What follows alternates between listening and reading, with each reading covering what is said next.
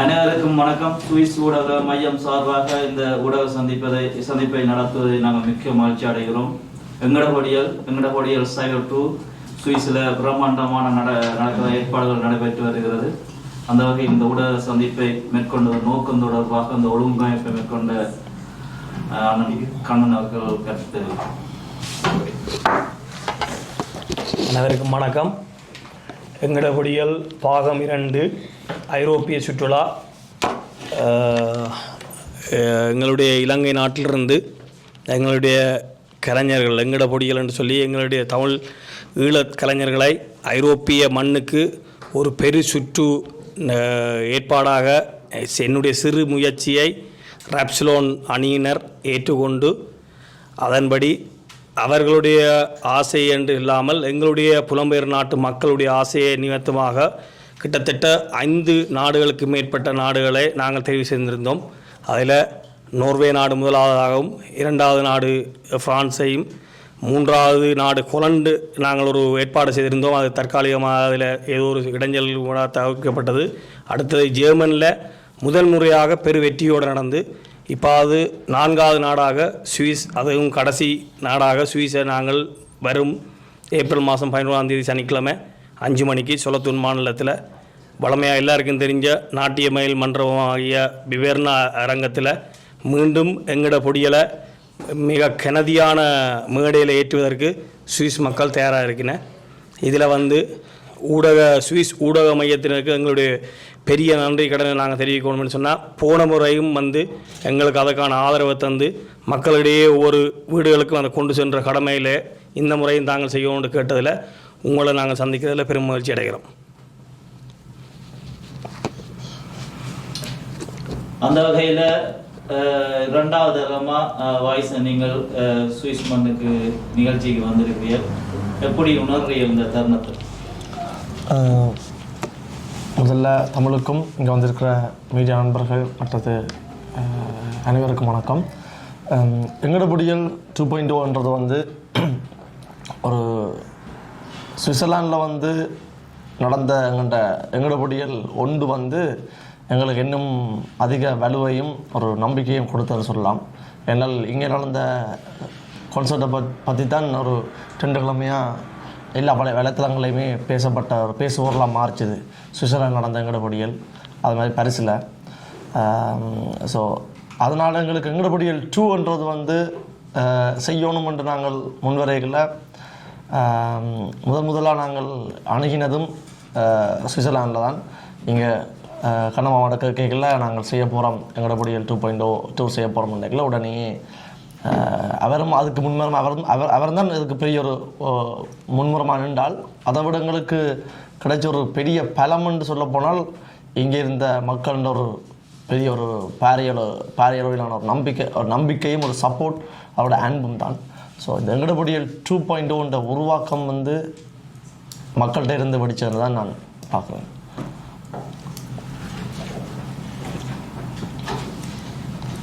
அந்த வகையில் கடந்த பல நாடுகளுக்கு நீங்கள் நிகழ்ச்சி சென்று வந்திருக்கிறீர்கள். புதிய பாடல்கள் பாடுறது, புதிய ஆல்பங்கள் எல்லாம் இங்கே ரிலீஸ் பண்ண பிறகு தகவல் வெளியில் வருது. அது சம்பந்தமாக இந்த ஊடக சந்திப்பில் எதுவும் தெரிவிக்க முடியும்? இப்போ இதுக்கு முன்னம் 3 கான்சர்ட் முடிச்சுட்டு தான் இப்போ சுவிட்சர்லாந்து வந்திருக்கிறோம். இதுக்கு முன்னுக்கு நடந்த 3 கான்சர்ட்லையுமே ஒவ்வொரு நாட்டிலையும் ஒவ்வொரு புது பாடல்கள் லான்ச் பண்ணி கொண்டு வந்த நாங்கள். உண்மையை சொல்ல போனால் எங்கள்கிட்ட புதுசாக இன்னும் பாட்டு இருக்குது. ஆனால் லான்ச் பண்ணுறதுக்கும் கான்சர்ட்டில் பெர்ஃபார்ம் பண்ணுறதுக்குமான அந்த ஸ்பேஸை க்ரியேட் பண்ண இல்லாமல் இருக்குது. என்றால் எங்கள்கிட்ட ஆல்ரெடி இருக்கிற பாடல்களுக்கு தான் அதிக அளவிலான ஒரு ஆதரவும் அதுக்கான ஒரு எல்லாருக்குமான ஆவல் இருக்குது. அதனால் அந்த பாடல்களை தவிர்த்து எங்களுக்கு புது பாடல்களை கொண்டு போடுறதுக்கான நேரம் கொஞ்சம் மட்டும் இருக்கிறதால ஒவ்வொரு கான்சர்ட்லையும் ஒவ்வொரு பாடல்கள் தான் ரிலீஸ் பண்ணிக்கிட்டு வரோம். அப்படி பார்க்கல சுவிட்சர்லாண்டில் நான் நினைக்கிறேன், இங்கே சுவிஸில் நாங்கள் மொத்தமாக ஒரு புதிய பாடல்கள் மொத்தமாக ஒரு 4 பாட்டு பெர்ஃபார்ம் பண்ணுவோம். எங்கடபடியல் ஒன்றில் இல்லாத பாடல்கள் பார்க்க போனீங்கன்னா குறைஞ்சது 6-7 பாடல்கள் புதிய பாடல்கள் தான் வரப்போகுது. இல்லை அந்த வகையில் எங்கடபடியில் கொண்டாடுற இந்த புலம்பெயர்ந்த தேசத்துக்கும் அல்லது அதுக்கு ஆதரவாக நிற்கிற இந்த வர்த்தக சமூகத்துக்கு நீங்கள் என்ன சொல்ல விரும்புகிறீங்க? எங்களோட வேண்டுகோளும் ஒன்று தான், எங்களோட நோக்கமும் ஒன்று தான். நாங்கள் வந்து ஆல்ரெடி எங்களோட படியில் கான்சர்ட்லேயே நாங்கள் கனடா சொல்லியிருக்கிறோம். அன்றைக்கு வந்தோடனே நாங்கள் டிஸ்கஸ் பண்ண விஷயம் அதுதான். அப்படின்னால் எங்களோட பொடியல்ன்றதை வந்து வர்த்தக சங்கத்தினர் சரி, எங்களோட மக்கள் சரி, எல்லாருமே வந்து வெறுமனே எங்களோட பொடியல் என்று சொன்னாலே வாய்ஸனையோ திசோனையோ அட்விக்கையோ மட்டும் பார்க்காதேங்கோ. எங்களோட பொடியல்ன்றது எல்லாரும் தான். அதாவது எங்களுக்கு முன்னுக்கு இருந்த தலைமுறையில் இருந்த பாடகர்களும் சரி, இதுக்கு பிறகு வர்ற எங்கள்ட பாடல்களும் சரி, வெறுமனே கலைக்க மட்டுமில்லை, எங்கள்ட நிலம் சார்ந்து எங்கள்ட மண் சார்ந்து இருக்கிற எல்லாரையும் உங்களோட பொடியலாக பாருங்கோ, பார்த்து அவங்களுக்கான ஆதரவை கொடுங்க. என்றால் இந்த ஸ்டேஜ் வந்து வெறுமனே ஒரு தனிப்பட்ட ஒரு எங்களோட பொடியல்ன்ற ஒரு பேரை தனியாக ஒரு 3 பேர் கொண்டு போன மாதிரி இருக்கக்கூடாது. இது உங்கள் எல்லாருக்குமான பேர் அடையாளம். ஸோ அதை உருவாக்கி கொடுங்கன்ட்டு நான் வர்த்தக சங்கத்திலையும் மக்கள்கிட்டையும் நான் கேட்டுக்கொள்கிற விஷயம் தான். இந்த தமிழ் ரேப் பண்ணுறது 1980ஆம் ஆண்டு மலேசியாவில் முதல் ஆரம்பிக்கப்பட்டிருக்கு. அது அமெரிக்காவை தழுவி அந்த ரேப் தொடங்கி இருக்கு. அது இலங்கையில் வர்றதுக்கு இல்லை, இலங்கையில் அது பாப்புலர் ஆகிறதுக்கு 1994ஆம் ஆண்டு ஆயிருக்கு அது பாட்டு. அதுக்கு பிறகு இப்போ இந்த இதில் உங்களோட சேர்ந்து சுஜித் என்ற பழைய ரேப்பரெல்லாம் பாட போகிறாங்களோ, அதுக்கு இவியல் கண்ணன்யாக்கெல்லாம் ஒழுங்குபடுத்தியிருக்கிறோம். அதை பற்றி என்ன நீங்கள் சொல்கிறீங்க? உண்மையிலேயே பார்க்க போனால் இந்த இப்போ சுஜித்ஜி அண்ணா பாடுறது வந்து ஒரு உண்மையிலேயே மகிழ்ச்சியான விஷயம். ஆனால் அவர் பாட வர்றதுக்கான துவக்க பொருள் எப்படி நடந்ததுன்னு சொன்னால் ஒரு விவாதம் ஒன்று ஸ்டார்ட் ஆச்சு. அப்படின்றால் எங்கட பொடியல் என்றால் வருவானே அவங்க 3 பேர் மட்டும்தானா, எங்கட பொடியல் என்றால் எங்களுக்கு முன்னுக்கு இந்த ரேப்பர் சொல்லாம் இல்லையான்ட்டு இதை விஷயத்தை நாங்கள் எங்கட பொடியல் ஒன் செய்யல. ஒரு வருஷத்துக்கு முன்னே நாங்கள் சொல்லிட்டோம், தனியாக எங்களை மட்டும் தண்ட வேண்டாம், புது ஆர்டிஸ்ட்டை கொண்டு வாங்க, எங்களோட ஸ்டேஜில் கொடுங்க வேறு ஆர்டிஸ்ட்டு. நீங்கள் வேணும்னால் நான் இவன் ஆர்கனைசர்ஸை வச்சு தான் சொல்கிறேன், கேட்டு பாருங்க. நான் கேட்குற விஷயம் நாங்கள் பெர்ஃபார்ம் பண்ணுறோம்னா சரிக்கு ஜாமான் அங்கே இருக்கிற ஆர்டிஸ்ட்டுக்கும் ஸ்பேஸ் கொடுங்கோ, வேறு ஒரு ஆர்டிஸ்ட்டுக்கும் பெர்ஃபார்ம் பண்ணுறதுக்கு விடுங்கோ. அந்த மேடைன்ற வேல்யூ எங்களுக்கு தெரியும். ஒரு விஷயம் கிடைக்காமல் இங்கே இருந்து தான் நாங்கள் 3 பேர் வந்தோம். அப்போ எங்களுக்கு தெரியும் அதுக்கான கஷ்டமோட உண்டு. ஸோ அதனால் எனக்கு இப்போ சுஜித்ஜி அண்ணா சரி, அது மாதிரி எத்தனை ஆர்டிஸ்ட் வந்து ஏறினாலும் அது ஒரு விவாத பொருளாக மாறி அதால் நல்ல விஷயம் நடக்குதுன்னு சொன்னால், அதால் எங்களுக்கான நெகட்டிவான பிம்பங்கள் உருவாகுது என்றால் அதை நாங்கள் இருக்க தயார். ஏன் நான் சொல்கிறேன் என்றால் அதால் ஒரு 10 கலைஞர் நல்லா இருப்பாங்க என்றால் நல்ல விஷயம் தானே. ஸோ அப்படி தான் நான் பார்க்கலாம். அவங்களுக்கான அடையாளம் கிடைக்கிறதுக்கான ஒரு மேடையாக இருக்குமா இருந்தால், அதால் எங்களுக்கு ஏதாவது விஷயங்கள் விமர்சனங்கள் வருமா இருந்தால் அந்த விமர்சனங்களை ஏற்றுறதுக்கு நாங்கள் தயார். ஏன்னா நாங்கள் பார்த்த 1000ல் ஒரு விமர்சனமாக இதையும் எடுத்துக்கொள்வோம் என்று நான் யோசிக்கிறேன். அந்த வகையில் இந்த கலைஞர்களை ஊக்குவிக்கிறதுக்கு அவர்களுக்கு ஆன ஏற்பாடுகள் அல்லது நிகழ்ச்சிகளை ஒழுங்குபடுத்துறது குரு போன்ற இளம் தொழிலதிபர்கள் செயற்படுகிறார்கள். நீங்கள் இனி குருவாக்கள் நீங்கள் இப்படியான கலைஞரை ஊக்கப்படுத்த தயாராக இருக்கிறீர்களா? இந்த மாதிரி ஆமாம். என்னென்றால் இதில் முக்கியம் என்னென்றால் அது பெருந்தன்மைன்னு சொல்லலாம். புலம்பெயர் தேசத்தில் சுஜித், சந்தோஷ் இப்படிக்கான பேர் இருந்திருந்தாலும் இன்றைக்கு வந்து அத்விக், டிஷோன், வாய்ஸ் நாட்களை ஒவ்வொரு காலத்துக்கும் ஒரு சில பேர் உருவாகினோம். என்ன காலத்துக்கு கலைஞர்கள் காலத்தையே உருவாக்குறவராக இருக்கின்றார்கள். இந்த காலத்தில் வந்து இவர்களை தாண்டி எனது இவர்களுடைய பிம்பம் என்ற எணி காலங்கள்லையும் இருக்கும். ஆனால் இப்போ நாங்கள் அதில் எங்கே ஒரு வித்தியாசத்தை பார்க்குறோம்னா, புலம்பெயர் நாட்டில் வந்து பல வசதிகள் இருக்குது. ஏன்னா இப்போ இங்கே உள்ள இந்த டெக்னிக்கள், இங்கே உள்ள முயற்சி இருந்தால் இந்த நாட்டில் எதையுமே நாங்கள் அடையலாம். அதிலிருந்து தாயகம்ன்றது வந்து மிகப்பெரிய ஒரு போரை தாண்டி, மிகப்பெரிய ஒரு பிரச்சனைகளை தாண்டி, அழிவுகள் ரத்தங்களை கடந்து வந்திருக்கிற தேசத்து இவர்கள் மாதிரி விதையக்குள்ள இங்கே இருக்கிற எங்களுக்கு ஒரு முதுகெலும்பில் புது ரத்தம் பாஜனமாக இருக்கிறால் அவர்கள் வெறுமனவே ஜனநாயகத்தை மட்டும் படிக்கலை. எங்கள்கிட்ட தாயகம், எங்கள்கிட்ட உணர்வு, பார்வதி இந்த மகன் என்று சொல்லக்குள்ளே இத்தனை பேர் கண்கலங்கி பண்ண கூட நாங்கள் யோசிக்கணும். அப்போ நான் என்னென்னு சொல்கிறேன்டா, ஏன் ஈழத்தமிழர்கள்க்குள்ள அங்கே இருக்கிற எங்கள்ட தம்பி மேலே அல்லது அண்ணன் மேலோ ஊக்குவிக்கணும்னு யோசிக்கிறவன்டா வந்து அது அங்கே இருந்து எங்களுக்கு ஒரு தடம் ஒன்று கிடைக்குது. நாங்கள் எங்களுக்கு 2050 விட்டு போன தடங்கள் திருப்பி புதுப்பிக்குது.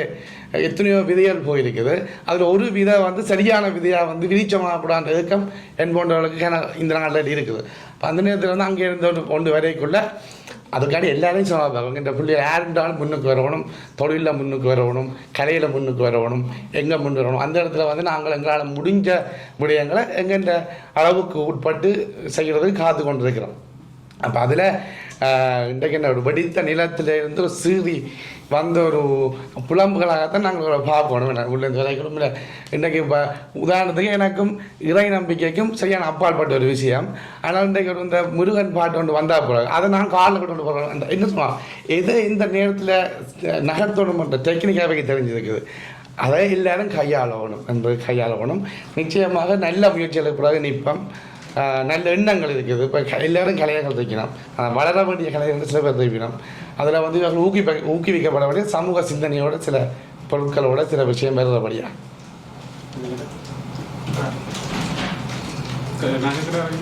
பாகிஸ்தான் நீங்கள் சொல்லிசை பற்றி மேற்குலகத்தில் வந்ததை வச்சு தான் அடையாளம் இருக்குது. ஆனால் நீங்கள் முன்னொரு சந்தர்ப்பத்தில் அருணகிரிநாதரை நினைவுபடுத்தினீங்க, எப்படி அதை தேடினீங்க? இல்லை, நான் வந்து அதுவும் நான் வந்து ஒரு இன்டர்வியூவில் இந்தியாவில் நினைக்கிறேன் தமிழ்நாட்டில் ஒரு குமுதம் இன்டர்வியூவில் வந்து நான் கேட்கல நான் இதை சொல்லிட்டேன். இது எல்லாருமே நினச்சி கொண்டு இருந்தவ வாய்ஸன் தான் முதல்ல சொல்லியிருக்குது போல் அருணகிரிநாதரை. எனக்கு கிணவே அப்படி தான் காய்ச்சிருக்கேன். தம்பி நீ என்னடா அருணகிரிநாதர் ரப்பர்னு சொல்லி போட்டேன், நாங்கள் எங்களுக்கெல்லாம் இப்போ பிரமிப்பாக போச்சுதோட கூட இது உலகம் நாங்கள் யோசிக்கலையே இந்த விஷயத்தை. எனக்கு தமிழ்நாட்டில் இமிக்ரேஷன் ஆஃபீஸர் கூட ஒழும்பி கை தந்து எப்பா நீ தானே இந்த அருணகிரிநாதர் ரப்பர்னு சொன்னியன்ட்டு. ஸோ எல்லோரும் ஆற தலையினாங்க. அதில் ஒரு விஷயம் என்னென்றால் நானும் வந்து இன்னொரு எப்படி சொல்கிறது எங்கேயோ இடத்த பார்க்கல தான் யாரோட மென்ஷன் பண்ணியிருந்தேன். இந்த மொழி நட வந்து இந்த உரைநடை எழுத்து மற்ற இந்த பாடல் வடிவமே வந்து ஒரு சந்த இசையோட சேர்ந்து ஒரு சொல்லிசை மருவின மாதிரி ஒரு ஃப்ளோவில் இருக்குது எங்கேயோ இடத்துல அதை கேள்விப்பட்டேன். நான் முதல்ல சொல்லலை, எங்கேயோ கேள்விப்பட்டேன் நான். ஸோ கேள்விப்பட்டதை வச்சுக்கொண்டு தான் நான் திரும்ப அதை தேடி பார்க்கல. உண்மையிலேயே நான் ஒரு பாடல் நான் இப்போ சொல்லி நான் எழுதுகிறபடியாக எனக்கு தெரியும் ரேப் எழுதுறது அந்த டிஃப்ரெண்ட். ஸோ அதை விட நுணுக்கமாக அந்த ஒவ்வொரு சந்தத்தின் பிரிப்பும் எல்லாமே வந்து அருணகிரிநாதர் வந்து அப்படி கச்சிதமாக கையாண்டிருக்கிறார். ஸோ அதனால தான் நான் ப்ரூவ் பண்ணேன் அப்படின்னா இல்லை அருணகிரிநாதர் தான் முதலாவது ரேப்பராக இருந்திருப்பார். ஸோ எப்படி அதோட முருகன்ன்றது வந்து ஒரு சாதாரண கடவுள் கிடையாது, ஒரு தமிழுக்கான கடவுள், ஒரு புரட்சி கடவுள். அவரோட புரட்சி கடவுளை தாண்டி ஒரு படை நடத்தின ஒரு பெரிய ஒரு அரசன் தான் என்னோட வேலன். ஸோ அப்படிப்பட்ட ஒரு முருகனை கொஞ்சம் மாலை ஹைப்பாக்கி எடுக்கணும் என்றால் ஒரு ரப் மாதிரியான ஒரு பாட்டு ஒரு சந்த இசையில் பாடினா தான் அதுக்கு கொஞ்சம் உருவர்ன மாதிரி வருவார். ஸோ கண்டிப்பாக அருணகிரிநாதர் ஒரு ரப்பராக இருந்திருப்பார் என்றது என்னுடைய ஒரு ஊகிப்பு, அவ்வளோதான்.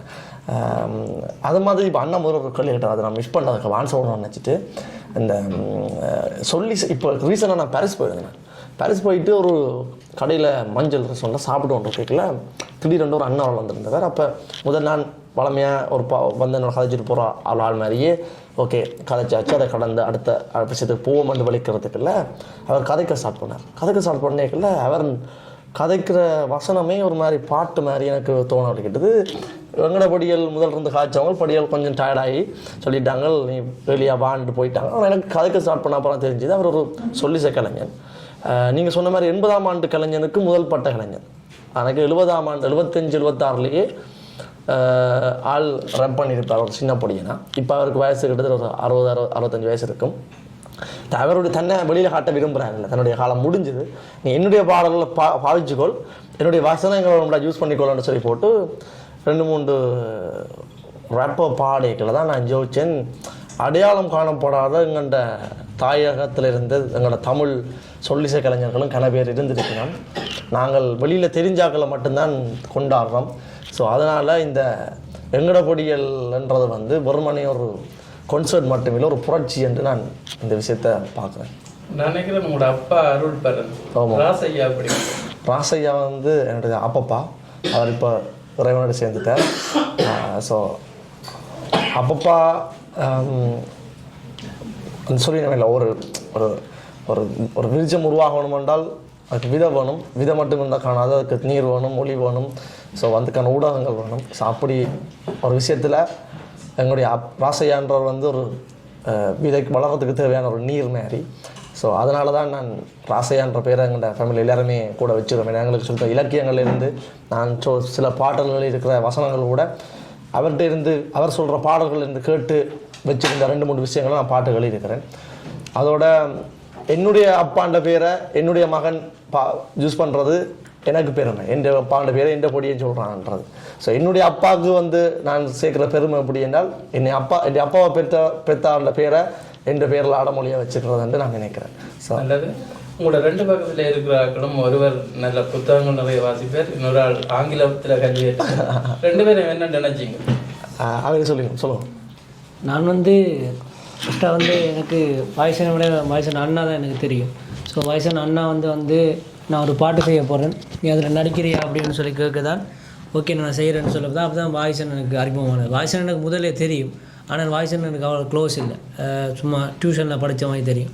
ஸோ அப்படி தான் எனக்கு வாய்ஸன் தெரிஞ்சேன். இந்த முதலாவது புட்டுப்பாட்டு வந்து டைரக்ட் பண்ணது வந்து வாய்ஸன் தான். ஸோ அப்படி தான் எனக்கும் வாய்ஸனுக்கான கூட்டணி வந்தது. திஷோன் வந்து இவ 2 பேரும் ஒரே ஜூனியில் படித்தவன். என் 2வது பாட்டு வந்து மியூசிக் பண்ணது வந்து திஷோன் தான். ஸோ அப்படி தான் நான் 3 பேரும் கனெக்ட் ஆனேன். உங்களோட ஆசை நிறைவேறிட்டா நடிப்பு துறை? அதுக்கான முயற்சி தான் ஈடுபட்டு கொண்டிருக்கிறேன். அது கூடிய சீக்கிரம் நிறைவேறும் என்று நான் நம்புகிறேன். நீங்கள் கதாநாயகனா வருவீங்கன்னு நாங்கள் எதிர்பார்த்து நாங்கள் என்ன நடந்தது? நானும் அதான் சொன்னேன், அந்த கடவுள் வந்து கொடுத்தால் கூரையை பிச்சு கொண்டு கொடுப்பார், கொடுக்காட்டி ஒன்று கொடுக்க மாட்டார்ன்ற ஒரு டயலாக் இருக்குது. ஸோ எனக்கு வந்து உண்மையிலேயே கதாநாயகன் ஆகிறதுல முதல் எந்த உடன்பாடும் இல்லை. எனக்கு அது அந்த என்னோடய ஹீரோ ஆகிற மென்டாலிட்டியும் எனக்கு இருக்கையில். ஆனால் எனக்கு திரைக்கதைகள் வரையக்கில்ல என் சார்ந்த கதைகளாக இருந்தது, மியூசிக் சார்ந்து வாய்ஸ் எனக்கு எழுதின கதைகள் அந்த மாதிரி இருந்தது. ஸோ அதனால் ஓமெண்ட் சொன்னேன் நான். ஆனால் எனக்கு என்ன பிரச்சனைனா, அந்த ஐரோப்பா சுற்றுப்பயணம் 2 ஸ்டார்ட் பண்ணோன்னே என்னோடய ஷூட் எல்லாம் வந்து அப்படியே ஸ்டார்ட் பண்ணது எல்லாமே அப்படி போஸ்ட் பண்ணிப்பட்டுருக்குது. ஸோ அதனால் இப்போ ஒரு மொத்தமாக 4 படம் ஹீரோ சைன் பண்ணியிருக்கிறேன். ஸோ அது ரிலீஸ் பண்ணுறதுக்கு கொஞ்சம் டைம் எடுக்கும். அவர் நானும் வந்து எப்படி யோசிக்கிறேன்னா, கொஞ்சம் டைம் எடுத்தால் என்னையும் இன்னும் வலுப்படுத்தேன். அட்விகா நான் வந்து ஆக்டிங்குக்கண்டே ஃபுல்லாக தன்னை ப்ரிப்பேர் பண்ணி வச்சுருவாள். ஸோ அவருக்கு சடனாக ஒரு விஷயத்தை பண்ணணுமெண்டா, ஹீரோ பண்ணணுமென்றால் ஆள் சிம்பிளாக பண்ணிட்டு போயிடுவார். பட் நான் வந்து வாசனை ஒரு 10 கான்சர்ட்டில் பாட சொன்னீங்கன்றால் கண்டினியூவாகவும் பாடுவேன். பட் ஆக்டிங்கிறது எனக்கு புதுசு தான். ஸோ அதை பற்றி நானும் கொஞ்சம் லேர்ன் பண்ணி கொண்டிருக்கிறேன். எனக்கு தெரிஞ்சு இந்த வருட முடிவுக்குள்ளே ஒரு படம் ரிலீஸ் ஆகும்னு நம்புகிறேன். கிளிநொச்சியில் நின்று ஒரு மேடையில் அங்கே வீரம் கொப்படிக்குமா போல ஒரு பாட்டு வந்தது, மக்கள் ஆரவாரித்தார்கள். அப்போ அந்த நேரமும் கூட மனநிலையில் பட்டது. நான் இது என்னோடய கான்சர்ட்லேயே சொன்னேன், கட்டாயம் கான்சர்ட்லேயே போய் கதைப்பேன். கிளிநொச்சி மண்ணில் வந்து உண்மையாக சொல்ல போனால் இந்த ஊடக சந்திப்பில் ஒரு விஷயத்தை சொல்கிறேன், பொதுப்படவே. அதாவது எங்கள்கிட்ட இருக்கிற ஒரு மிகப்பெரிய எங்களோட தமிழ் மக்கள் எல்லாருமே சிலாக சொல்கிறவ தமிழாக்களில் வந்து ஒற்றுமை இல்லை என்ற விஷயம் சொல்கிறவன். எனக்கு தெரிஞ்ச வரைக்கும் எங்களோட தமிழாக்கள் தான் எல்லாரையும் விட ஒற்றுமையான ஆக்கள் என்று நான் பார்க்குறேன். அதோட தாண்டி அதுக்குள்ள பிரிவினை வர்றதுக்கான காரணம் எல்லா இடமுமே ஒரு சில கரைகள் இருக்குதாங்க. அந்த கரையில் நாங்கள் தட்டி விட வேண்டியது தான் எங்கள்கிட்ட மெயினான விஷயம். அது எல்லா இதுக்குள்ளேயும் இருக்கும். எல்லாரோட ஒப்புடைகளையும் எனக்கு தெரிஞ்சு தமிழாக்கள் நாங்கள் ஒற்றுமையான ஆக்கள் தான் நான் பார்க்குறேன். எங்களோட தேசத்தில் இருந்து ஒரு சில அந்த எப்படி சொல்கிறது, இந்த குட்டையை குழப்புற மாதிரி ஒரு சில ஆக்கள் வந்து ஏதாவது விஷயத்தில் மாறி மாறி கதைப்பினோம். அதில் எனக்கு இப்போ ரீசெண்டாக வந்து இந்த பிரதேசவாதம் சம்மந்தமான விஷயங்கள் இருக்குது. யாழ்ப்பாணம், கிளிநொச்சி, மட்டக்களப்பு, மன்னர், வவுனியா, நாங்கள் வன்னி அப்படி இப்படின்னு இந்த ஒரு பிரதேசவாதம் சம்மந்தமாக இங்கே இருந்து பெரியாள், நான் பெரியாள் நீ எனக்கு என்ன சொல்கிறேன் என்றால், எங்கள்கிட்ட இருக்கிற பெரிய ஒரு ஆயுதமும் எங்கள்கிட்ட இருக்கிற பெரிய பலமுமே நாங்கள் எல்லாரும் வந்து தமிழால் ஒன்றிணைஞ்சு நிற்கிறது தான். ஸோ வேறு மொழி பிரதேசத்தில் இருக்கிறோம்ன்றதை வச்சுக்கொண்டு ஒரு ஆளை தாழ்த்தி ஒரு ஆளை உயர்த்தி கதைக்கிறது, ஸோ அந்த விஷயம் எல்லாம் வந்து எங்கள்கிட்ட பார்வையில் அப்படி கதைக்கிறாங்களே நாங்கள் ஒரு மதிப்பை கொடுக்க மாட்டோம். அப்படி ஒரு மென்டாலிட்டியில் தான் நாங்கள் இருக்கிறோம், எந்த பெரிய ஆளாக இருந்தாலும். அதனால் எங்களை கிளிநொச்சியில் நீங்கள் கேட்ட கேள்விக்கு நான் சொல்கிறேன் அப்படின்னா, கிளிநொச்சி மண்ணில் 2 நாளைக்கு முன்னே தான் அனௌன்ஸ் பண்ணுறாங்க எங்களோட பொடியில் வாராங்கள்ண்டு. கிட்டத்தட்ட 3000-4000 பொடிகள் அந்த க்ரௌடில் ஒரு கான்சர்ட். ஒரு வெறுமனே ஒரு மெல்லிய ஒரு நூல்காயத்துக்கு மறைப்போட நின்ற படியல் ஃபுல்லாக ஒரு மெல்லிய நூல்காயரை பிக்காமல் நின்ற படியெல்லாம் அவ்வளோ பேர் நின்று பார்த்துருந்தவங்க. நான் ஒரு வார்த்தை இந்த பன்னிக்கா வெறிப்புலி பாட்டு பாட முன்னா ஒரு வார்த்தை சொன்னான், எங்களை படியில் விடுங்க அவங்க நிற்கட்டுமான்ட்டு சொல்லி அடுத்த செகண்ட் அவ்வளோ பிச்சு தறி போட்டு முன்னுக்கு வந்தவங்க. ஸோ நான் சொல்லினதுக்கு பிறகு தான் அவன் மூவ் பண்ணவங்க. ஆனால் யூடியூப் தரத்தில் எப்படி எழுதினவங்க என்றால், கிளிநொச்சியில் வந்து போலீஸார் குவிப்பு படியெல்லாம் குழப்பம் அப்படின்னு சொல்லி. உண்மையிலேயே அவங்க குழப்பம் இல்லை, அவங்க அண்ணன் மேலே வந்திருக்கிறாங்க யாழ்ப்பாணத்துலேருந்து, எங்களோட பொடியில் வந்திருக்கிறாங்க, எங்களோட பொடியில் பார்க்க வந்திருக்கிறோம்ன்ற ஒரு ஒரு அவாவில் ஒரு சந்தோஷத்தில் எங்களை ஆட தழுவுறதுக்காண்டி ஓடி வந்துட்டாங்க. ஸோ அப்படி ஒரு சம்பவம் நடந்தது. அது இன்னும் அதுக்கு அதை கிளறி விட்டது நாங்கள் சொல்லலாம் அப்படின்னா, நான் தரிப்புலி பாட்டு பாடினோன்னா உடனே அவங்க அந்த பூமியிலேயே பிறந்து வளர்ந்து இருக்கிறவங்களுக்கு அவ்வளோ இருக்க வேணாம். அப்போ அவங்கள கொஞ்சம் கீறி விட்ட மாதிரி ஸோ கொதிச்சுட்டாங்க அந்த இடத்துல. எனக்கு தெரிஞ்ச வரைக்கும் தாயகத்தில் இன்னும் எங்களோட பொடிகளும் எங்களோட அடுத்த ஜெனரேஷனும் 100க்கு 101% உணர்வு பூர்வமாகத்தான் இருக்கிறாங்க. கிளிநொச்சியில் வன்னி மண்ணில் இன்னும் ஒருபடி மேலே என்று சொல்லலாம். நீங்கள் சொல்கிறீங்கள் எங்களுடைய ஆக்கள் ஒற்றுமை என்று சொல்கிறான், ஒற்றுமை தான் ஆக்கள் தான் எங்களுடைய ஆக்கள் என்று சொல்கிறீங்க. ஒரு எடுத்துக்காட்டுக்கு அதை எப்படி சொல்கிறீங்க? ஒற்றுமை இல்லாட்டிக்கு நாங்கள் இத்தனை பேர் களத்தில் நின்று இத்தனை பேரை கொடுத்து இத்தனை இப்போ என்னுடைய அம்மாவாக இருக்கட்டும், இல்லை இன்னொரு சகோதரமாக இருக்கட்டும், வாய்சனுக்கு ஒரு உயிர் போகிற தருவாக இருக்குதுன்னு சொன்னால் உயிர் கொடுக்கறதுக்கு அம்மா உயிர் கொடுத்தாலோ அல்லது என்னுடைய அண்ணா உயிர் கொடுத்தாலும் சரி, சகோதரன் கொடுத்தான் அம்மா கொடுத்தான்னு சொல்லலாம். நான் எங்கே பிறந்திருக்கிறேன்னு எங்கே வளர்ந்துட்டே தெரியாமல் இன்னொரு பிரதேசத்தில் வளர்ந்து இன்னொருத்துலேருந்து வளர்ந்து எங்களோட அடுத்த சந்ததி வாழணுன்றதுக்காண்டி எத்தனையோ ஆயிரம் பேர் உயிரை கொடுத்துருக்குறாங்க என்றால் அதுதான் ஒற்றுமை, அதுதான் தியாகம். ஸோ அதை வேறொரு நாட்டோட ஒப்படைக்கல என்னோட நாட்டில் இத்தனையோ படி மேலே தான் நாங்கள் நிற்கிறோம் நான் நினைக்கிறேன். ஸோ அதால் தான் நான் ஒற்றுமையை சொல்கிறேன். அம்மாவை பற்றி சொல்லி நீங்கள் அம்மா பாட்டு எழுதுறவ என்ன பாட்டு அம்மா அடிக்கிற பாட்டு பாடினீங்க? அம்மா எழுதின பாட்டு என்றால் நான் எழுதுகிற எல்லா பாட்டுமே அம்மா எழுதின பாட்டு தானே. ஏன்டா என்னையே உருவாக்கின அம்மான்றபடியா. ஸோ எனக்கு என்னுடைய அம்மா கொஞ்சம் அம்மா பக்தி பாடல்கள்லாம் அவளுக்கு கொஞ்சம் விருப்பம். அப்போ அவாண்ட எழுத்து மொழிநடையெல்லாம் எங்கள் அம்மாண்ட எழுத்து வடிவங்கள்லையும் கடல் சார்ந்து எழுதியக்குள்ள கொஞ்சம் கடல் பரப்போல் யூஸ் பண்ணி எழுதியிருப்பேன் அந்த பாடல்களில். எனக்கும் கடல் சார்ந்து எழுதுறது பாட்டில் பிடிக்கும். வாய்ஸன் எழுதுகிற லிரிக்ஸில் எனக்கு கதைக்கிறாங்க சொல்கிற விஷயம், நீ கடலை பற்றி தொட்டி என்றால் ஒரு மாதிரி எங்களுக்கு உணர்வுபூர்வமாக இருக்குதுண்டு. நான் நினைக்கிறேன் போன உறவில் நான் கடலோடு சேர்ந்து தான் பிறந்து வளர்ந்தபடியான தெரியலை. ஸோ மேபி எனக்கும் கடலுக்கும் ஒரு காதல் இருக்குது. எதிர்காலத்தில் நீங்கள் சாதிக்கணும் என்று விரும்புகிறது ஒரே ஒரு சாதனை தான். எங்கட படிக்கிற மேடையில் எல்லாரும் ஒற்றுமையாக இப்போ இருக்க ஆர்டிஸ்ட் எல்லாரும் சேர்ந்து ஒரு பிரம்மாண்டத்தை இப்போ இப்படி எங்கட படிக்கிற கான்சர்ட் என்றால் ஒரு ஆட்டம் காட்டுவாங்கன்னு சொல்லி நம்பி இவ்வளோ பேர் வர்றீங்களோ, அதை எதிர்காலத்தில் எல்லா ஆர்டிஸ்ட்டும் நின்று ஒற்றுமையாக வாய்ஸனாக்கள் வர்ற கான்சர்ட்டில் நாங்கள் பாட மாட்டோம், அல்லது அவையில் பாடுற கான்சர்ட்டில் நாங்கள் பாட மாட்டோம் என்று அடிபடாமல் எங்களுக்கு எல்லாரும் உண்டு தான், யாரும் பெர்ஃபார்ம் பண்ணலாம்.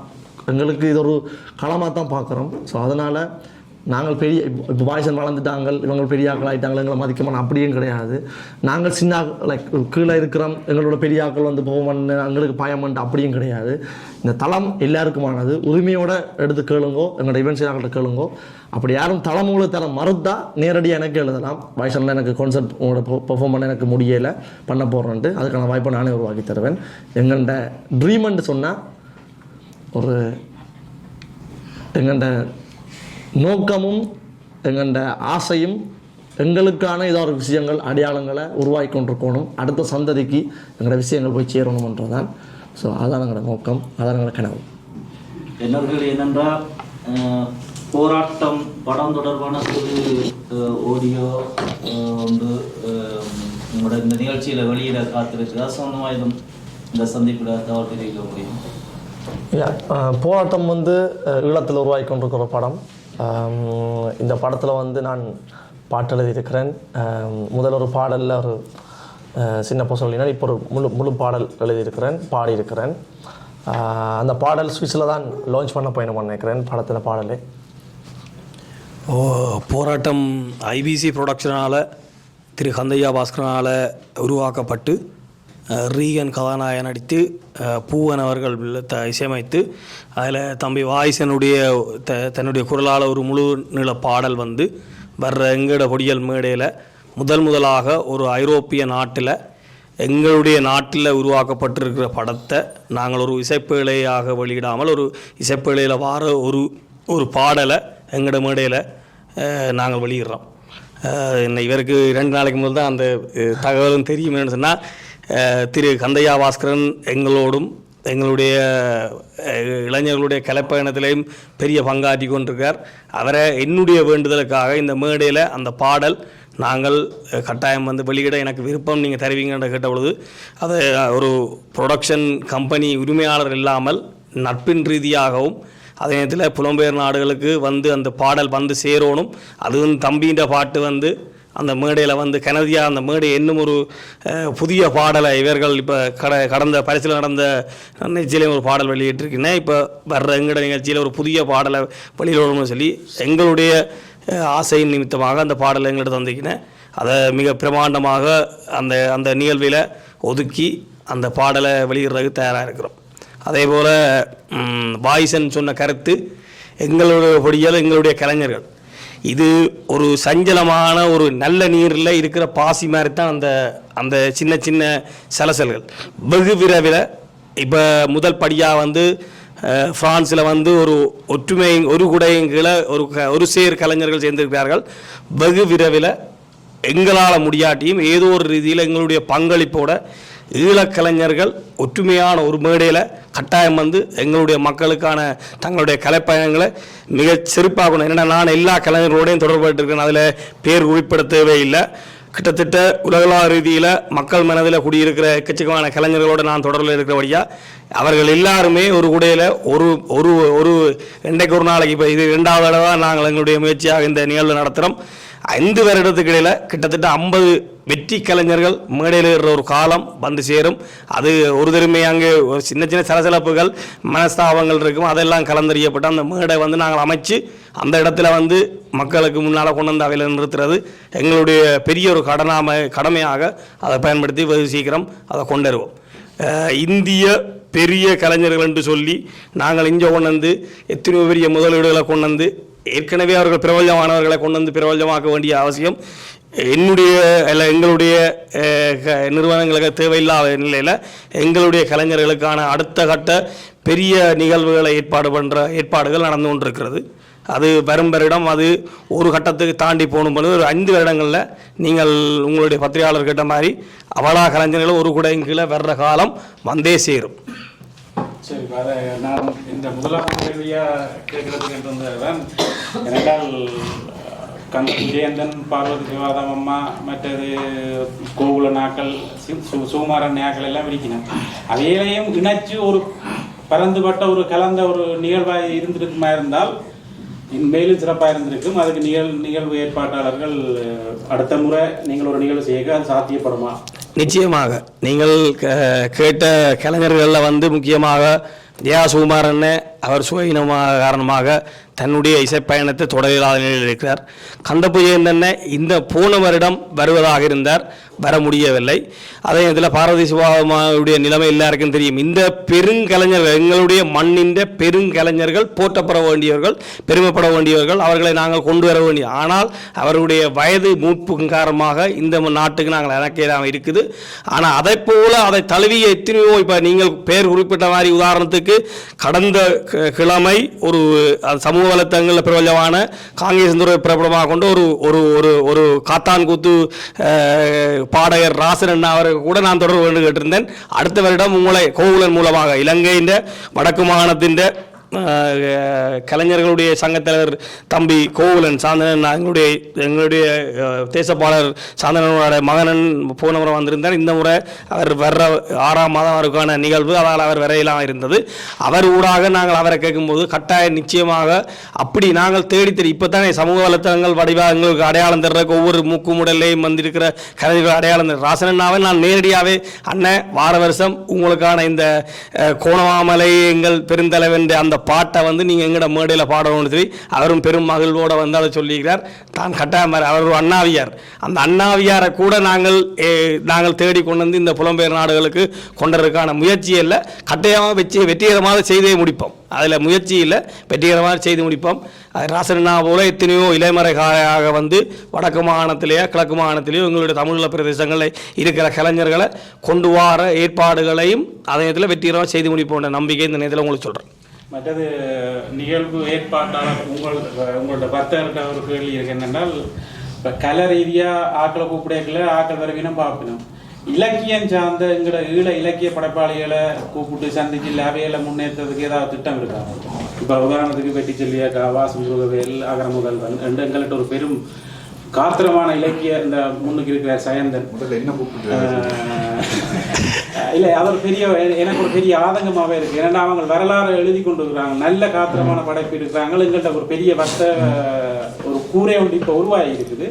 அதுக்குள்ளால அவைகளை எடுத்து நீங்கள் ஏதாவது ஒரு நிகழ்ச்சியோ இல்லாட்டி ஒரு சந்திப்போ இல்லாட்டி அவைகளை ஊக்கப்படுத்துகிற மாதிரியான எங்கள்கிட்ட ஒரு பொறிமுறை இல்லை. அப்படி ஏதாவது இருக்குதா? நிச்சயமாக நாங்கள் மீண்டு வர வேண்டிய இனமல்ல, தாண்டு போயிருக்கிற இனம். இந்த இனத்தின் இலக்கியங்கள் கட்டாயம் வந்து இலக்கணமாக பதியப்பட வேண்டிய ஒன்று. இதுக்கு இன்றைய நீங்கள் பார்த்தீங்கன்னு சொன்னால் ஒவ்வொரு பெரும் வல்லரசுகள் வந்து அவர்களுடைய வர்த்தக பொருளாதார மேம்பாட்டு மூலமாகத்தான் அவர்களுடைய அடையாளங்களை உலகளாவிய ரீதியில் காட்டிக் கொண்டிருக்கிறார்கள். இப்போது தற்போது நடந்து கொண்டிருக்கிற வர்த்தக பொருளாதார யுத்தத்தையும் நீங்கள் அடையாளம் பார்த்தீங்கன்னா உங்களுக்கு தெரியும். இதே போல் இப்போ நீங்கள் சொல்கிற மாதிரி இலக்கியம் இல்லை, எங்களுக்கு தேவையான எந்த பதிவுகளாக இருக்கட்டும், ஒரு தெருக்கூத்தாக இருக்கட்டும், அந்த பதிவுகள் பதியப்பட வேண்டியவை. அவைகள் மூலமாகத்தான் எங்களுடைய வடுக்களும் வலுக்களும் நாங்கள் வெளியே கொண்ட காலங்கள் இருந்தது. கடந்த 32 வருடங்களாக எங்களுடைய தேச போராட்டத்திலே இலக்கியமாக இருக்கட்டும், தெருக்கூத்தாக இருக்கட்டும், இல்லாட்டி கவிதைகளாக இருக்கட்டும், பாடல்களாக இருக்கட்டும், இவை அனைத்துமே எங்களுடைய அதாவது எங்களுடைய இருமாப்பை தூக்கி முன்னிறுத்திய ஒரு விஷயத்தை வர்த்தகர்கள் என்று நாங்கள் சொல்ல போனால் சொன்னால், இது வர்த்தக ரீதியாக நான் ஒரு புத்தக வாசிப்பாளனாக இலக்கியமாகத்தான் இருக்கிறேன். எனவே வந்து நீங்கள் அதற்கான சகல இப்போ உதாரணத்துக்கு நான் தம்பி வாய்ஸனை தேடுற மாதிரி இல்லாட்டி கரணன்னையோ இல்லாட்டி சயந்தன்னையோ இல்லை இணுவையூர் மயூரனையோ இல்லாட்டி அண்ணன் மூத்த பத்திரிகையாளர் கனகரவி அண்ணையோ இல்லாட்டி வேதா அண்ணையோ எங்களை தொடர்பு கொண்டு இங்கே யாருமே உங்களுக்கு மறுப்பு சொல்வதற்கு எவருமே இல்லை. எல்லாருமே எங்களுக்கு தேவையானதை நாங்கள் செய்கிறதுக்கு தயாராக தான் இருக்கிறோம். அதாவது எங்களுக்கும் எங்களுடைய இனத்தின் விடுதலைக்கும் எங்களுடைய இனத்தின் இனப்பரம்பலுக்கும் பொருளாதார கட்டமைப்புகளுக்கும் செய்வதற்கு வர்த்தக ரீதியாக இருக்கட்டும் சகல விதிமுறையிலையும் நாங்கள் உங்களுக்கு கை கொடுக்கறதுக்கு நாங்கள் தயாராக தான் இருக்கிறோம். நன்றி. நான் இப்போ வாய்ஸ் கிட்ட வரேன். நீங்கள் கடலை பற்றி சொல்ல நெகிழ்ந்து சொன்னீங்கள். கடலுக்கும் எங்களுக்கு ஒரு பெரிய தொடர்பு இருக்குது. நாங்கள் கடல் வணிகத்தோட எங்களோட வெள்ளக்காரர் உள்ளுக வர முதல் நாங்கள் கடல் வணிகத்தோடு சம்பந்தப்பட்டார்கள். கடல் இல்லையென்றா தமிழீழம் இல்லை. என்றைக்கு கடல் கையை விட்டு போச்சோ அன்றைக்கு தமிழீழம் இல்லாமல் போயிட்டு.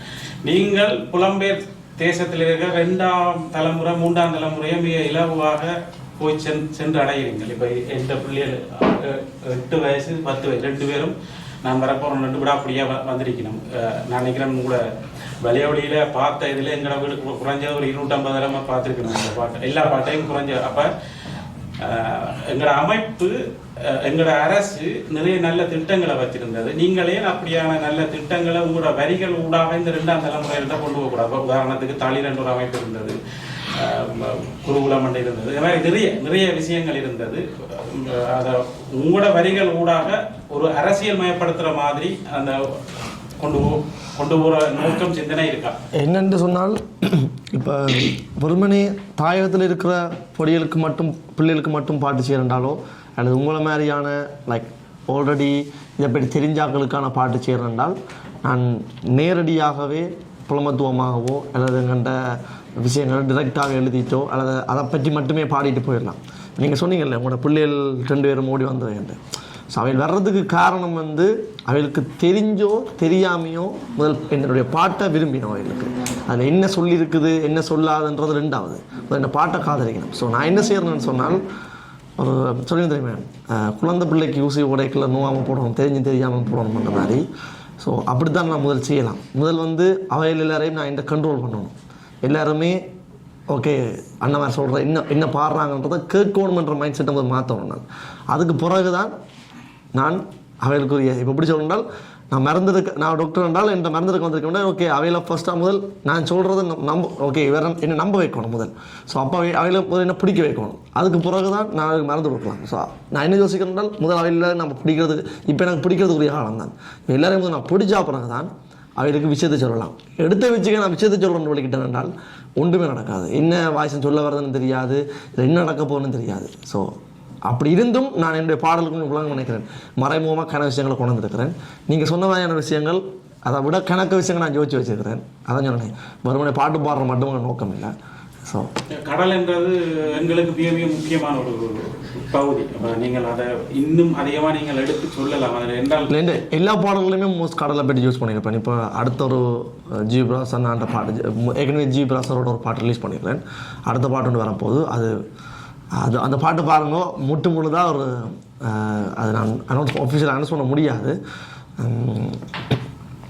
கடல் சார்ந்த ஒரு 100 விதமான பாட்டாக இருக்கும். அப்படியே எங்கள்கிட்ட தாயகத்தில் இருக்கிற ஒவ்வொரு தளபதி வீரர்களை நினைவு கூறுற மாதிரி தான் அந்த பாட்டே இருக்கும். அப்படியே வேறொரு மைண்ட் செட்டில் இருக்கிறேன். ஸோ கடலை வந்து எல்லா இடத்துலையும் பேசுவேன். என்னுடைய போர்க்கொடியில் கூட மலையில் கப்பல் இதுன்னு தான் இருப்பேன். அலையில் முத்தம் எடுக்குது, பறந்துகள் வட்டம் எடுக்குது, ரட்ட சத்தம் கேட்குதுண்டு. ஸோ என்னோட எல்லாருக்கும் எல்லா ஆர்டிஸ்ட்டுக்கும் எனக்கு தெரியாது, சில ஆளுக்கு இருக்கும். எனக்கு வந்து அப்படின்னால் நான் நித்ரா கொள்றதுக்கு முன்னமோ அல்லது சும்மா இருக்கிறதுன்னு கற்பனைகள் சிலது சும்மா ட்ரீம் ஒன்றை சும்மா யோசிப்பேன், விசுவலைஸ் பண்ணி பார்ப்பேன் சும்மா. ஸோ விசுவலைஸ் பண்ணிக்கல தான் ஒரு பெரிய ஒரு முடிவில்லாத ஒரு கடலில் ஒரு கப்பல் ஒன்று நிற்குது. அந்த கப்பல் வந்து ஆக்ட கப்பல்னு தெரியாது, என்ன கப்பல்னு தெரியாது. அந்த கப்பலில் ஒரு நிலவு ஒளி ஒன்று படுகுது. என்னோட இமேஜின் இருந்த விஷயம். ஸோ அந்த கப்பலில் ஒரு பெரிய கப்பல். அந்த கப்பல்லாம் அந்த கடலுக்கே ராசான்னு வைக்கணும், அப்படி ஒரு கப்பல். ஸோ அந்த கப்பலில் வந்து ஒரு மலைத்தூரல் ஒன்று பட்டு கொண்டு இருக்குது. ஸோ அந்த மலைத்தூரல் நடக்கத்தக்கனா மேலே பறந்துகள் எல்லாம் வட்டம் விழுகுது. ஸோ வட்டம் விட்டு டட்டு சத்தம் கேட்குது. ஸோ இது அப்படியே இன்னொரு வருஷத்தில் நீங்கள் பார்த்தீங்கன்னா நான் மலைத்தூரல்ன்றது என்ன மலை என்று விளங்கம் நினைக்கிறேன், பறந்துகள் என்னது சொல்கிறேன்னு விளங்கம் நினைக்கிறேன். ஸோ அந்த கப்பலை ஆக்கிரமிக்கிறதுக்காண்டி நிற்கிற மாதிரி. ஸோ எனக்கு என்னோடய இமேஜினேஷன் எல்லாமே கூட கடல் வச்சுக்கொண்டு தான் நான் இமேஜின் பண்ணுறேன். ஸோ அதெல்லாம் வந்து எனக்கு கற்பனையில் ஒரு விஷயம் தோணும், அது அப்படியே பாட்டு வடிவமாக எழுதுறேன். ஸோ கண்டிப்பாக கடல் சார்ந்த விஷயங்கள் கட்டாயம். இப்போ கடல் சார்ந்த எழுதுங்கிற பழைய விஷயங்கள் இப்போ பண்டார வேண்டிய அரியாத்தியை பற்றி எல்லாம் நீங்கள் கொண்டு வரணும்ன்றது எங்களோட நோக்கம். அடுத்தது வந்து இந்த பயணம் போதுமானதா இல்லை நீங்கள் இன்னும் உங்களோட உயரம் இல்லாட்டி நீங்கள் இலக்கு அடைஞ்சிட்டு நினைக்கிறீங்களா? இல்லை, என்ன விஷயம்னு சொன்னால் என்ன எனக்கு இதில் என்ன இதுன்ற எண்ட் பாயிண்ட்ன்றது வந்து தெரியாது. கடல் மாதிரி தான் லைக் ஒரு எங்கே சமுத்திரம் மாதிரி எங்கே முடியுதுன்றத எங்கே ஒரு கரையில் நின்று தூரத்தில் பார்க்குற மாதிரி தான் எங்கே முடியுதுன்றதை ஃபைண்ட் அவுட் பண்ணிடலாம் இருக்குது. ஏன்னா எங்களோட நோக்கம் பூர்த்தியாகமாக இருந்தால் இதுக்கான முடிவு சரியாக இருக்கும். எனக்கு தெரிஞ்ச வரைக்கும் நாங்கள் செஞ்சு கொண்டிருக்கிற இந்த எங்களை கலைப்படைப்புகள் வந்து உண்மையாக சொல்ல போனால் நான் பாட்டு பாட வரைக்கல. நாங்கள் 3 பேரும் வந்து எந்த ஒரு பாரதூரமான பெரிய நோக்கங்களோட வேலையில் இருக்குல்ல. நான் அதை ஓப்பனாகவே சொல்லியிருக்கேன் இதில். ஏன்றால் நான் வந்ததுலேருந்து இதைத்தான் பண்ண போகிறேன், அதாவது லைக் நாங்கள் எங்கள்கிட்ட தாயகம் பற்றி மட்டும்தான் பாட போகிறேன்ட்டோ அப்படியான நோக்கத்தில் நான் வேலையில்லை. உண்மையாக சொல்ல போனால் நான் முதலாக வந்து தமிழ் என்ற விஷயத்தில் பாடணும், எங்களோட செந்தமிழில் பாடணுன்றது மட்டும்தான் தாக்கல் இருந்த வழிய எங்களோட நீளம் எங்களோட தாயகம்ன்றது வந்து தாக்கல் இருக்கையில் எங்களோட சனம் வந்து எங்களை நம்ப துவங்கிச்சுது. எங்களோட பொடியில் வாராங்க, ஏதோ சம்திங் எங்களோட நாட்டுக்காகவோ ஏதோ பண்ணுறாங்க, தங்களோட கலை வடிவத்தில் சொல்ல போகிறாங்க என்ற ஒரு நம்பிக்கையை எங்களுக்கு மக்கள் தான் எங்கள்கிட்ட கையில் கொடுத்து உண்மையாக சொல்ல போனால். அதுக்கு பிறகு தான் எனக்கு தோணிச்சுது, எங்களோட எழுத்து வடிவத்தில் எழுத்தால் தான் புரட்சிகள் நடந்திருக்குதுன்னு தெரிஞ்சுது. அதுக்கு பிறகு தான் யோசிச்சேன். அதே மாதிரி கூத்துக்களாலையும் பாட்டுக்களாலையும் தான் பல வேற புரட்சிகளே படிச்சிருக்குது. அதுதான் பல பேரை உள்ளுக்கும் கொண்டாந்துருக்குது. அப்போ தான் தெரிஞ்சுது, இது வந்து AK-47 பொல்லாத ஆயுதம் வச்சு தூக்கி வச்சுக்கிற பேணி என்ற ஆயுதம்ன்றது தெரிஞ்சுது. அதுக்கு பிறகு தான் நான் எழுத ஸ்டார்ட் பண்ணேன். சரி, நீங்கள் இப்படி ஒரு உயரத்துக்கு போவேக்கில்ல, எங்கட புத்தகம், எங்கட சினிமா, எங்கட படியல், எங்கட இசை என்ற ஒரு சூதாட்டமா ஒரு வணிகமா மாறிக்கொண்டு வருகுதுன்ற ஒரு விமர்சனமும் இருக்கு. அதுக்கு நீங்கள் என்ன பதில் சொல்ல? என்ன சார், என்ன இப்போ இப்படி தான் என்ன சொல்கிறதுனால் ஒரு விஷயம் நடக்கல அதுக்கான விமர்சனம் வந்து கட்டாயம் இருக்கும். மற்றது ஒருத்தன் இப்போ எப்படி சொல்கிறோம்னால் ஒரு ஆளை பார்த்து ஐயோ கஷ்டப்படுறானே அப்படி யோசிச்சுட்டு இருக்க மாட்டா. அவன் நெடு கஷ்டப்பட்டு கொண்டே இருக்கணுமெண்டா. அப்போ எதுக்கு ஐயோ கஷ்டப்படுறாங்க ஜோசி, அவன் நல்லா இருக்கணுன்றதான விஷயம். இப்போ நான் என்ன சொல்கிறேன், எங்கட பொடியல்ன்ற கான்செப்ட் வந்து உருவாகுதுண்டா, ஐயோ எங்கட பொடியலுக்காண்டி பார்க்க போகணுமென்னு போகக்கூடாது. எங்கட பொடியல் செய்கிறாங்க கான்செப்ட்ன்றது மாதிரி மாறணும் என்றதான் எங்களோட நோக்கம். ஆரம்பாலத்தில் ஐயோ எங்கட பொடியில் சப்போர்ட் பண்ணணுமென்று போனோம். அது மாறி எங்கட பொடியில் வந்து வேறு கான்செப்ட்ல என்று கூப்பிட்டு கொண்டு வர்ற மாதிரியான பிம்பத்தை மாற்றணுமென்றாங்க நோக்கமே ஒழிய வணிக ரீதியாகவோ பண ரீதியாவோ அதிகம் உழைக்கணுமெண்டா. நான் பயோமெடிக்கல் சயின்ஸ் படித்தேன். நான் மெடிக்கல் ஃபீல்டில் போயிட்டு உழைச்சிட்டு வடிவாஸ் கையில் உழைச்சி கொண்டு வடிவா அம்மா அப்பாவோட சந்தோஷமாக வீட்டோடய இருக்கலாம். அட்விகனாக்கும் வந்து அவருக்கான ஃபெசிலிட்டி அவர் வேலை செஞ்ச இடத்துல எல்லாம் தான் வேலை செஞ்சு வந்தவர், நல்ல காசு எல்லாமே வந்துட்டு இருந்தது. அதை விட்டுட்டு தான் வந்திருந்த ஃபீல்டுக்குள்ள. திசோன் சாஃப்ட்வேர் இன்ஜினியரிங் படித்தவன். அது மாதிரி ஓனா மியூசிக் ஸ்டூடியோ வச்சுருக்கிறார், எல்லாம் செய்கிறார். ஸோ எங்களுக்கு தனிப்பட்ட ரீதியாக எங்களை வளர்க்கணும்னு நாங்கள் யோசிச்சிருந்தோம்னு சொன்னால் இதுக்குள்ளே வந்திருக்க மாட்டோம். நான் உங்களுக்கு ஒரு உதாரணம் சொல்கிறேன். நீங்கள் எல்லோரும் உங்களோட வீட்டில் இருக்க ஒரு படியை நான் யோசிச்சு பாருங்க. நான் ஒரு கதை சொல்கிறேன். எல்லோரும் ஒரு வருஷப்புறம் பண்ணிட்டு ஒரு நியூ இயர் இன்றைக்கு நாளைக்கு விடிஞ்சால் உங்களுக்கு எல்லாருக்கும் ஒரு நியூ இயர் சரியும். இதோ 12 மணி உங்களோட படியனுக்கு வயசு 18 வயசு 19 வயசு சரியா. உங்களோட படியோட 2 படிகள் இருக்கிறாங்க. நியூ இயர் இன்றைக்கு நியூ இயர் பிறக்க கேட்கல எல்லா பிள்ளைகளோட மனசுலேயும் என்ன இருக்கும்? உங்களோட மனசில் நாளைக்கு நியூ இயர் பிறக்க போது இன்றைக்கு 12 மணி எப்படி இருப்பீங்க? என்ன நினைப்பீங்க? உங்களோட மனசில் என்ன இருக்கும்? நீங்கள் சொல்லுங்கள். உங்களை கேட்குறேன். எல்லாத்த மனசுலையுமே 12 மணி என்ன நாளைக்கு இந்த வருஷத்துலேருந்து சும்மா செழிப்பாக இருக்கணும், சந்தோஷமாக இருக்கணும் என்ன யோசிப்பீங்க. அப்படியான ஒரு நாள் எல்லாரும் பட்டாசு கொளுத்தி கொண்டாடி கொண்டிருக்கீங்க. 3 படிகள் மலையில் நினைஞ்சு கொண்டு ரோட்டில் கை கட்டி கொண்டு நிற்கிறாங்க சரியா. என்ன ரீசனுக்காண்டினா திரும்ப யாழ்ப்பாணத்துக்கு போகிறதுக்கு கையில் காசு இல்லை. வீட்டை அடித்து கேட்டால் அம்மா காசு அனுப்புவா அல்லது காசு கேட்கலாம். ஆனால் நாங்கள் இந்த துறைக்கு வந்துட்டோம், எல்லாத்தையும் விட்டுட்டு நாங்கள் இதுக்குள்ள சாதிச்சு காட்டுறோம். ஸோ வீட்டு அம்மாட்ட எடுத்து காசு கேட்டேன்டா என் அம்மா வந்து யோசிப்பா இந்த பிள்ளை இதுக்கு விட்டுட்டனே நாளைக்கு என்னென்று பண்ணுறதுக்கு சவை பண்ணுவான்னு யோசிப்பான்றதால காசு கேட்க பயத்தில் 3 பேரும் எல்லாரும் பட்டாசு கொளுத்தி அங்கே பாடின ஆர்டிஸ்ட் கூட ஹோட்டலில் இருந்து வடிவாக ஜொலி பண்ணி ஃப்ரெண்ட்ஸோட பார்ட்டி பண்ணி கொண்டு கேட்கல. நாங்கள் 3 பேரும் ரோட்டில் நின்றுறாங்க மழை நினைஞ்சு கொண்டு உலகம். ஸோ அப்படியான அதுக்கு பிறகு ஒரு பல கிலோமீட்டர் நடந்து போய் அந்த காசு கொண்டதுக்கு நின்று அது கிடைக்கல திரும்ப ரிட்டர்ன் வந்து ஸோ அப்படியான நடந்தது. ஸோ எங்களுக்கு பின்னுக்கு இருந்த வேலைகளும் பிரச்சனைகளையும் எல்லாத்தையும் நாங்கள் சொல்லி கொண்டும் இருக்க இயலாது. ஏன்னு சொன்னால் அதெல்லாம் பண்ணாட்டிக்கு வெற்றி கிடைக்காது. ஸோ அதெல்லாம் பண்ணி ஆகணும். நான் இந்த எங்கட போட்டிகள்ன்ற விஷயம் அல்லது தாயகம்ன்றது ஒரு வியாபார பொருளாகவோ இல்லை வர்த்தகர்களுக்கான பொருளாகவோ நான் பார்க்கல. ஏன் நான் சொல்கிறேன் என்றால் எங்கட பொடியல் கான்சர்ட்டுக்கு வர்ற காசு எங்கட பொடியல் கான்சர்ட்டுக்கு போடுற காசுன்றது உண்மையாக சொல்ல போனீங்கன்னா ப்ராஃபிட்ன்றது காசு வருமானம்ன்றதை தாண்டி அதில் போடுற முதல்கள் தான் அதிகம். அதோட கனடாவில் உங்களுக்கு தெரியும் நினைக்கிறேன் ஒரு தமிழ் கம்யூனிட்டி சென்டர் கட்டுறதுக்கு எங்கட பொடியல் கான்சர்ட்லேருந்து வந்த காசு எடுத்து யூஸ் பண்ணுவேன். அதே மாதிரி எங்கட பொடியல் கான்சர்ட்டில் நடக்கிற எல்லா நடக்கிற கான்சர்ட்டில் வர்ற பணங்கள் ஈழத்துக்கு தான் போய் சேருது. அப்படி ஒரு தோட்டங்களோட கதைச்சா தான் நாங்களே சைன் பண்ணுறாங்களா அக்ரிமெண்ட்டில் நாங்கள் உங்களோட கான்சர்ட் பண்ணுறோம்ட்டு. அதாவது நாங்கள் வர்த்தக நோகத்தில் பண்ணுறோம் வாய்ஸ் உங்களுக்கு இவ்வளோ பர்சன்டேஜ் இது வரைக்கும் ஒருத்தர் கான்சர்ட் பண்ணுன்னு சொல்லி சொன்னால் நான் இருந்து பாட்டு பாடுறது நிப்பாட்டுறேன். நான் யாரோடையும் பர்சன்டேஜ் கதைச்சி செஞ்சது கிடையாது. அப்படின்னு செஞ்சவங்களுக்கான காசு வரும். நாங்கள் சொல்கிற விஷயம் எங்களுக்குரிய பணம் இவ்வளோ தர்றீங்கள் என்றால் அது எங்களுக்குரிய போதுமானது. மிச்சம் தாயகத்தில் கொண்டே கொடுங்கோ, எங்களோட தமிழ் மக்களுக்கு கொடுங்கோ. தமிழ் கம்யூனிட்டி சென்டர் கட்ட போகிறோம்னு சொல்லிக்கல. கனடாவில் உண்மையை சொல்கிறேன் நான் கனடாவில் எங்களோட மக்களை பார்த்து நான் பூரிப்படைஞ்சு போனேன். எப்படி என்றால் அங்கே தனி மனிதன் வளர்றதில்லை, அங்கே ஒரு கம்யூனிட்டியை வளருது. இன்னொரு தாயகம் அங்கே வளர்கிற மாதிரி ஒரு மைண்ட் உருவானது. எங்கள் 3 பேருமே நாங்கள் பிரமிச்சு போயிருந்தாங்க என்றால் அங்கே இனிமேல் என்ற ஒரு ஒற்றுமை இருக்குது. எல்லா வர்த்தகர்களும் தான் வளர்ந்தோன்னு அடுத்தவங்க வளரணும். ஸோ அதால் அரசாங்கம் வரணும், அரசியலுக்கு நாங்கள் இருக்கணும்னு பல்துறை கல்வித்துறை அரசியல் எல்லா துறையுமே அங்கே ஒரு பெரிய விருட்சமாக வளருது. ஸோ அந்த மாதிரியான அமைப்பு எங்களோட எல்லா நாள்லையும் வளரணும். அதனால் நடக்கும். ஏன்னால் அங்கே இருக்கிற தமிழக கெப்பாசிட்டி ஒப்படைக்கல இங்கே குறைவாக இருக்கணும். ஸோ அப்படி வேற ஒரு பரிசுல எல்லாம் பார்க்கல. பரிசில் எங்களுக்கு இந்த முறை எடுத்த ஹோல் இருக்கலாம். அந்த ஹோல் இண்டிபெண்டன்ட் ஆர்டிஸ்ட்டுக்கு வரலாற்றிலேயே இது வரைக்கும் ஒருத்தருக்குமே எடுக்காத ஹோல் ஒன்று தான் எடுத்திருந்தவன். ஸோ எனக்கு கனவேர் தமிழ்நாடு எழுதியிருந்த கேட்டவன் இவ்வளோ பிரம்மாண்டமாக செய்கிற அளவுக்கு ரெவன்யூ திரும்ப வருதான்னு கேட்டால் செய்கிற வர்த்தகர்களுக்கு அது நோக்கம் இல்லை. எங்கட பொடியில் நாங்கள் வளர்த்து விடுவோம் மட்டும் தான் நோக்கம். அதோட நான் நோர்வேலேருந்து 2 பொடியில் வேற சொன்னான் எங்கள் கான்சர்ட்டுக்கு. நான் உடனே கேட்குறேன், நான் கான்சர்ட்டுக்கு எங்கட பொடியில் கான்சர்ட் பண்ணுறோம் வெறுமை நாங்கள் பண்ணல. என்ன நோர்வேயில் தமிழாக்கள் குறைவு, அந்த பொடிகளுக்கு ஒரு அடையாளம் கிடைக்குது இல்லை. எனக்காக அவங்க 2 பெர்ஃபார்ம் பண்ண விடுவீங்களோட கேட்டு அடுத்த செகண்ட் டிக்கெட்டை போட்டு பரிசில் கூப்பிட்டு பரிசில் அவங்களுக்கு பெரிய ஒரு அங்கீகாரம் கொடுத்து 2 பேரும் சரியான ஒரு மன சந்தோஷத்தில் போகிறாங்க. நாளைக்கு 4 பாட்டு ரிலீஸ் பண்ணுவாங்க. இன்னும் எங்களோட தமிழ் சார்ந்து ரிலீஸ் பண்ணுவாங்க. ஸோ எங்களோட நோக்கம் அதுதான் ஒழிய காசு உழைக்கிறது நோக்கம் என்றால் பல வழி இருக்குன்னு நான் நினைக்கிறேன். கரணன், இப்போ நீங்கள் சொன்னதுக்கு நீங்கள் கேட்ட அந்த வர்த்தக நோக்கம்தானா இந்த எங்கட ஒடியல் மேடை இல்லாட்டி எங்கட மேடை? இதில் சுவிஸின் வர்த்தகர்கள் கிட்டத்தட்ட எங்களுடைய இந்த நிகழ்வுக்கு 53 நிறுவனங்கள் தங்களுடைய கரங்களை எங்களோட சேர்த்துருக்குது.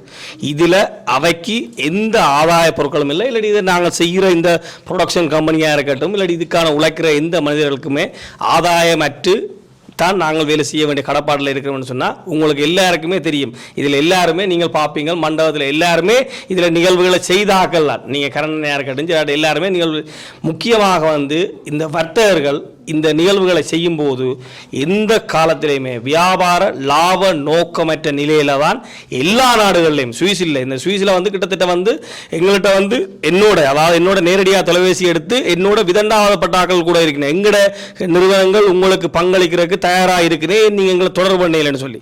அதனால் வந்து இந்த கேள்வி வந்து நானும் ஒரு ப்ரொடக்ஷன் கம்பெனியாக வந்து இதை மறுதளிக்கிறேன்னு சொன்னால் நிச்சயமாக வந்து இப்படியான நிகழ்வுகள் ஒரு காலமே லாப நோக்கத்தோடு நடக்காது. இன்னும் அவர்கள் முதலீடுகளை போட்டு பெருமையான மேடைகளை தயார்படுத்துறதுக்கு சுவிஸ் வர்த்தகர்களாக இருக்கட்டும், ஐரோப்பிய வர்த்தகர்களாக உலக தமிழ் வர்த்தகர்கள் தயாராக தான் இருக்கிறேன். நிச்சயமாக நன்றி.